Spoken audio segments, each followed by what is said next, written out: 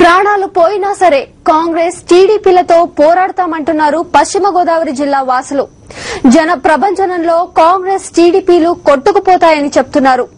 జగనన్న పాలనే రాష్ట్రానికి శ్రీరామ రక్ష అని తెలిపారు.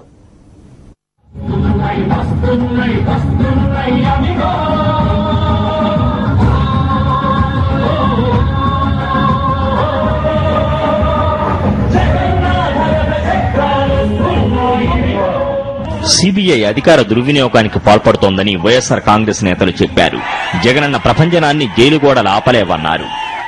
జైలు గోడలను భద్రపట్టేది సరే మా ఓటర్లందరం మాకున్నటువంటి ఓటు పవర్ తో జగనన్న సీఎం చేసి మేము జగనన్న బయటికి తీసుకొస్తామని తెలియజేస్తున్నాం.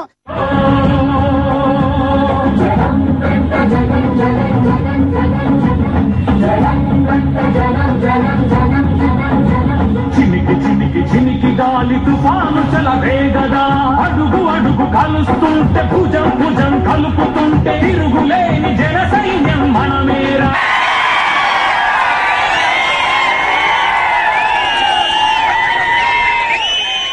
రాష్ట్రంలోని ఓటర్లు ఒక నిర్ణయానికి వచ్చారని, కుమ్మక్కు కుట్రలు ప్రజల నిర్ణయాన్ని మార్చలేవని వైఎస్సార్ కాంగ్రెస్ నేతలు తెలిపారు.